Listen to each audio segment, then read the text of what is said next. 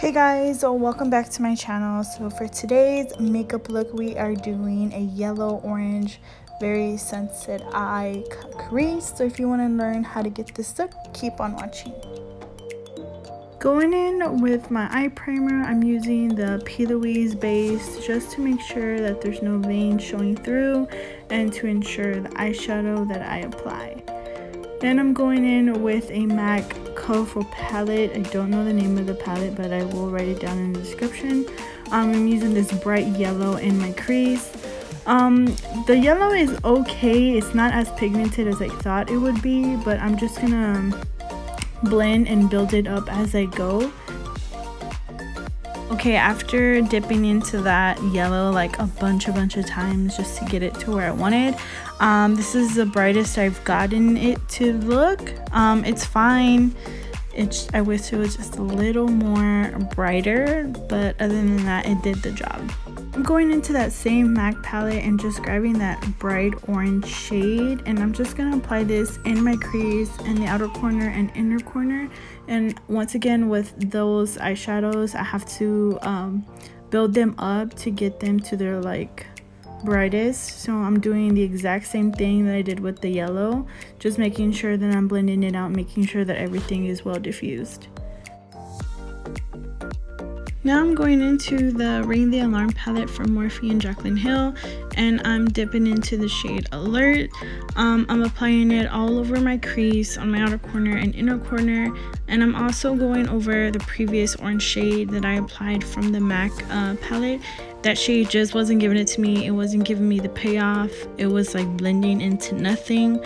So I wanted a deeper, more rustic orange, so I went in with the Alert shade, and it's giving it to me. It's giving me life. Just look at it. It's like very orange, dark. I love it.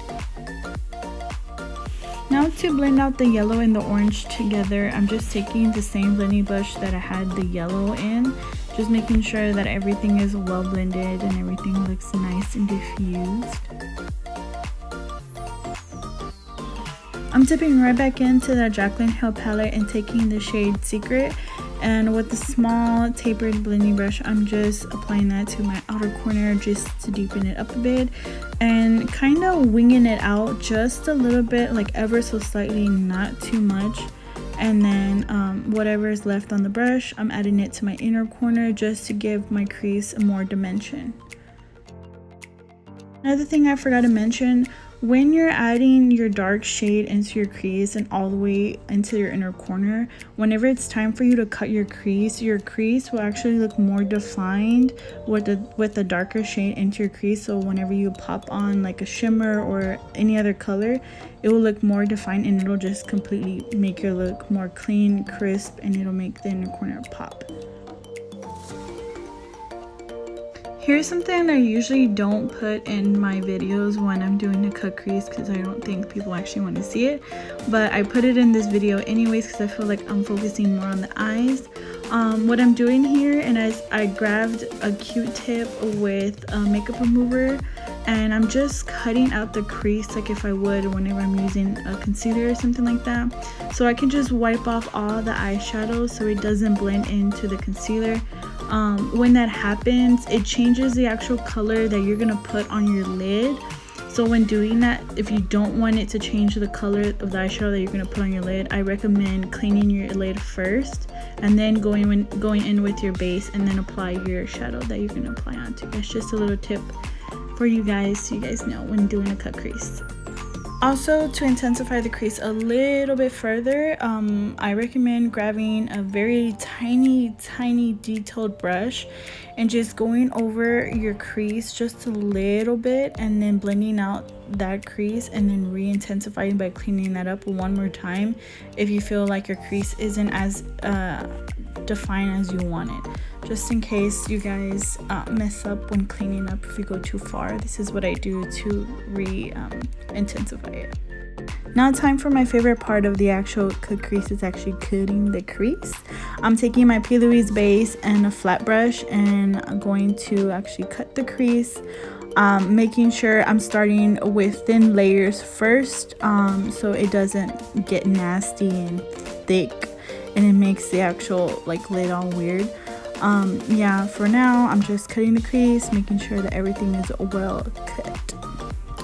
For this step, I feel like it's very crucial when doing a cut crease, not only because you're actually going to blend out that base, it's also going to help later on whenever you're going to apply your shadow onto your lid where the base was at. It's going to make everything look very seamless, faded, and well blended, and overall like a really nice well gradient effect going out to the outer corner. Now for my base color, I'm actually using a highlighter from MAC.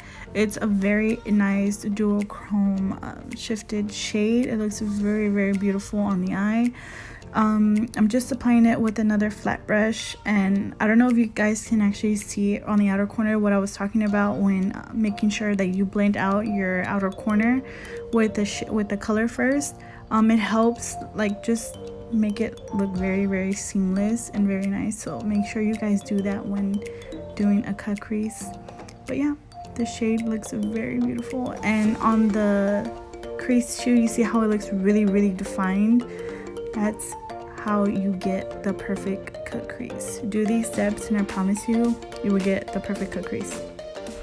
Now to make sure that the outer crease is well blended, once again, I'm taking that same blending brush that I had the previous time when blending out the outer corner. I'm just lightly, very, very lightly tapping the shimmer shade and the matte just to slightly blend them together so it doesn't look like, you know, there's a separation between them two. It looks very, very nice and very blended. Alright, moving on to the most scariest part of your makeup is actually doing a wing liner. So for this look, I wanted to do a very thin liner. I didn't have a liner with me, like I didn't have a gel liner, liquid liner, anything like that. I just had a very busted black eyeshadow from my Laura Lee eyeshadow palette, and I grabbed a liner brush, wet it with some setting spray, and I went ahead and did my liner just like that. It works perfectly fine if you don't have a liner or anything. Eyeshadow is the way to go.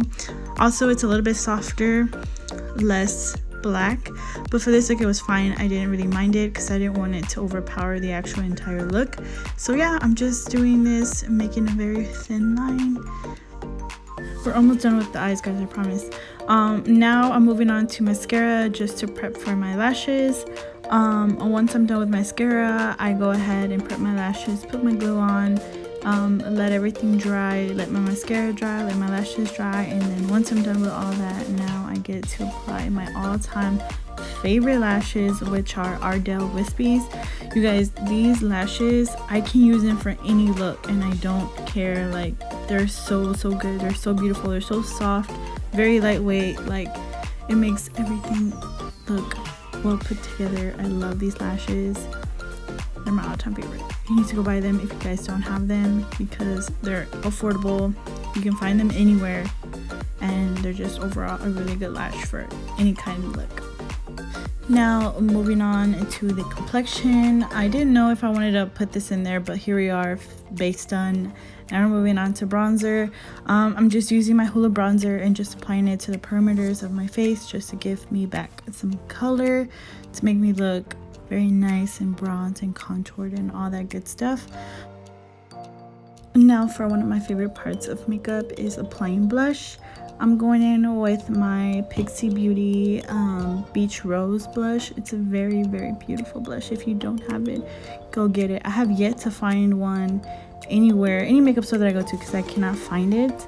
But if I find it, I will snag every single one of them because this blush is so beautiful. I just love this blush. Now for highlighter, I'm taking that same MAC highlighter that we applied on the eyes, and I'm placing it on my cheeks just so everything matches and is very cohesive, and it's going well together with my eye makeup. Yeah, just making sure it looks really, really nice. Applying it on the apples of my cheeks so whenever I smile I have a very youthful, nice glow. Now time for the last and final step, and also probably the least favorite step of my makeup, is doing my lips. I'm taking the NYX Soft Matte Lip Cream. I feel like I use this in every single video that I've uploaded because I don't know, I just don't like doing my lips. Like, I hate having stuff on my lips. But yeah, I'm just using this Busted lipstick from NYX. And yeah, this is a final look. Thank you guys so much for watching. Make sure to subscribe to my channel and also click that notification bell button so you guys don't miss any future uploads on my channel. And I'll see you in my next video. Bye.